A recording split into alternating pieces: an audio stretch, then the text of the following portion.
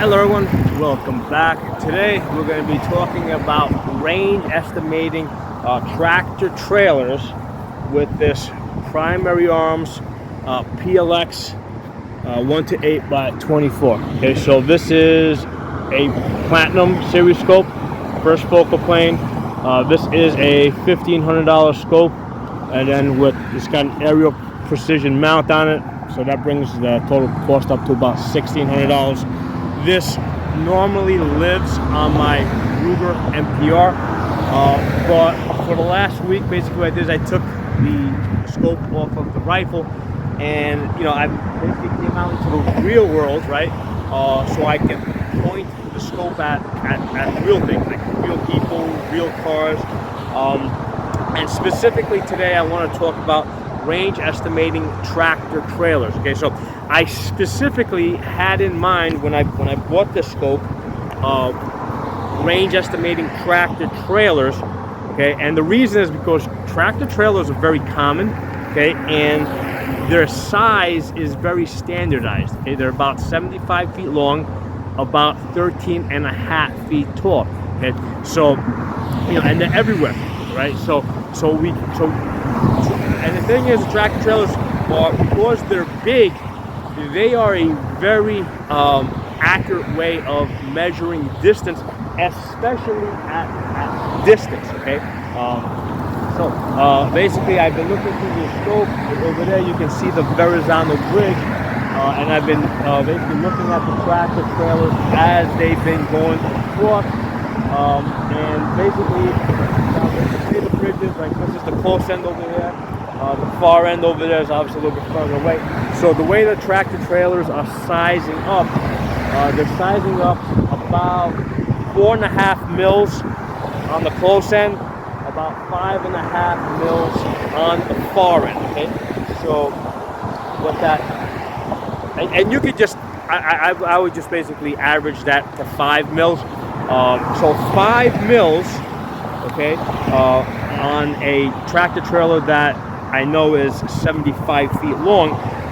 5 mils means that bridge over there is at about 5,000 yards, which is roughly a mile. Okay, so that bridge is a mile away. Now, obviously, this is not shooting distance, but this is like running distance, right? Jogging distance. I need to know how far away something is so I can pace myself, right? How quickly can I run to that thing? Obviously, at my age, I'm not going to be doing an all-out sprint towards that bridge. I'm going to have to basically do jogs, and basically I'm going to have to kind of like take points, like little rest points in between, where I can take cover, take some shelter, so basically I might be sprinting between those rest points. Okay? So some information I wanted to share with you guys, okay, on the tractor trailer, okay, because here's the thing, against something like this, you don't necessarily want to be doing your calculations out in the field. If you expect to see tractor trailers, this is something you can kind of commit to memory. Okay, so tractor trailer 75 feet long. So over here we got the yards. Okay, over here we got the mil measurements that you would take in your scope. Okay, so at 100 yards, your tractor trailer is going to be 250 mils. So that's going to be outside your scope, which is not a big deal, because first of all, if it's going to be that close, I would just go by the height, because on this side over here, I have 13.5 feet tall. So your tractor trailer at 100 yards is going to be 45 mils tall, right? So basically, if it's outside my scope, I can basically, instead of trying to measure it lengthwise, I can measure it height-wise.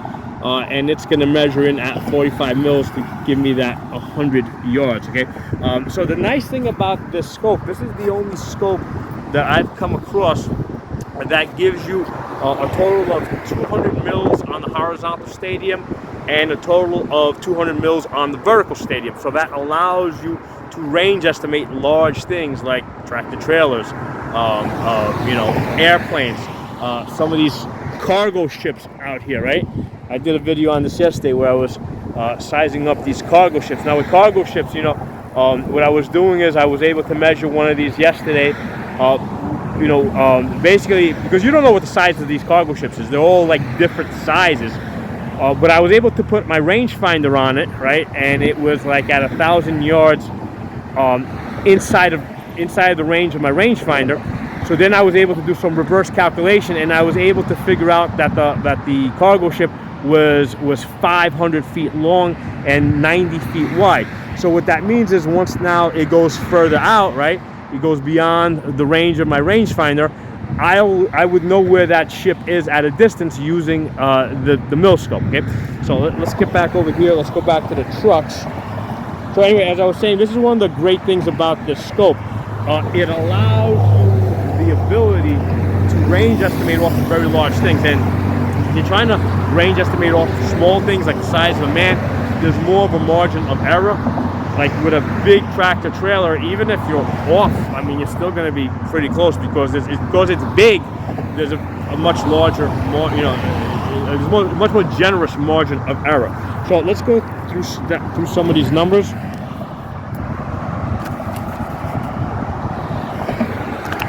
Okay, try to get this. All right, so 100 yards. 250 mils, 200 yards, 125 mils, 300 yards, 83 mils, 400 yards, 63 mils, 500 yards, 50 mils, 600 yards, 42 mils, 700 yards, 36, 800 yards, 31, 1300 yards, 19. Right, you see there's a big jump here. All right, at 2500 yards you got 10 mils, and at 5000 yards you're gonna have 5 mils. Which is where that bridge is out there, where I am measuring those and also on this side, like I said, I got the height. Okay, so with the height at 100, you got 45 mils, 223, 315, 411, 509, 600, 7.5, 700, 6.5, 800, 5.5, 900, 5, 1000. 4.5. Okay, so you can use either the length or the height of the tractor trailers. Now, one of the things about this, oops, went lower my camera. Yeah, obviously we're in the real world here. We're by the ocean here, so it tends to be a little bit windy. So with this scope from Primary Arms, right?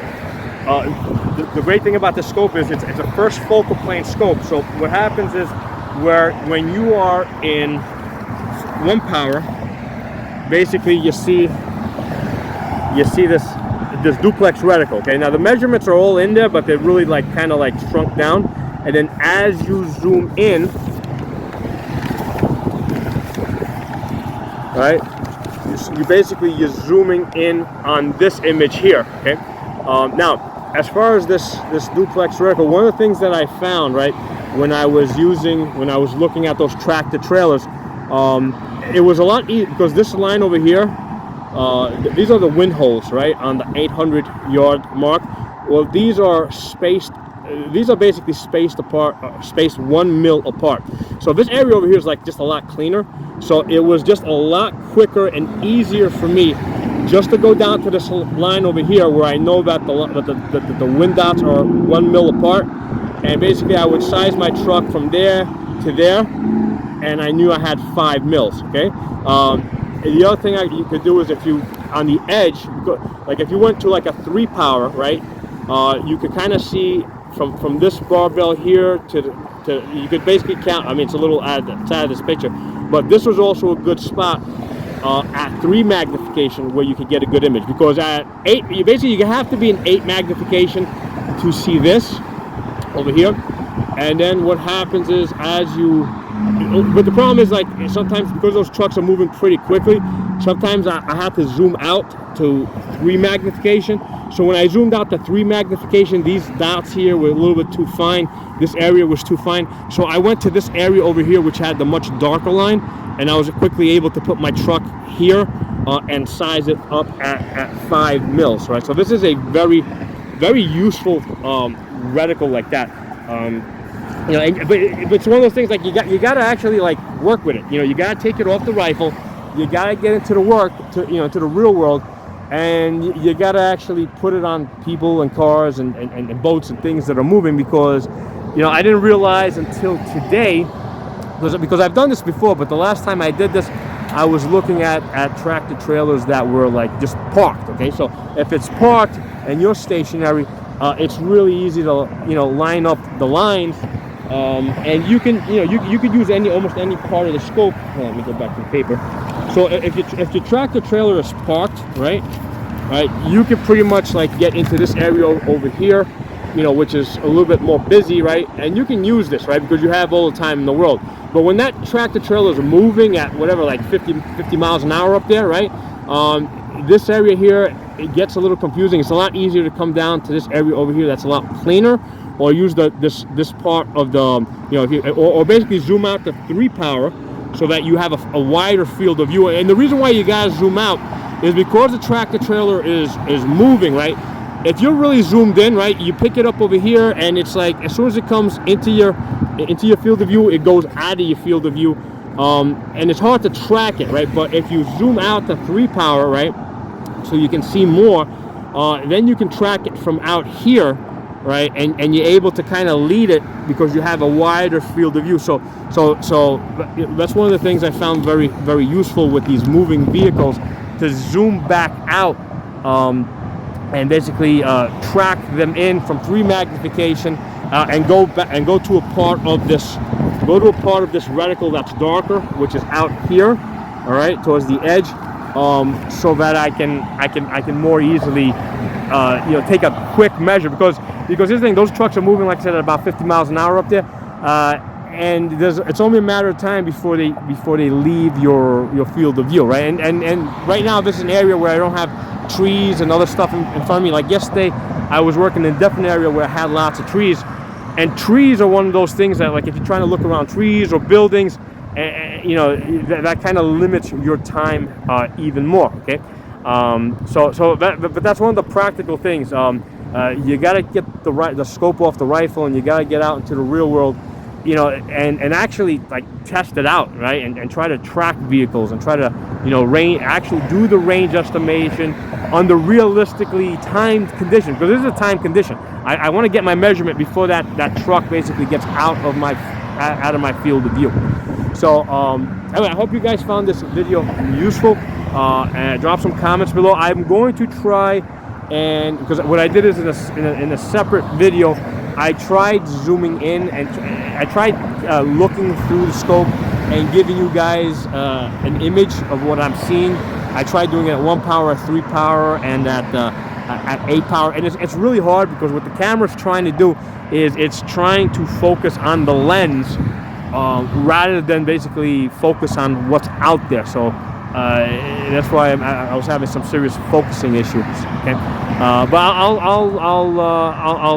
I'll attach that part of the video, and, you know, hopefully you guys get something useful out of that. Okay, but that's the reason why I also printed out the paper, because I knew it would be a lot easier for you guys to see that. Talk to you soon.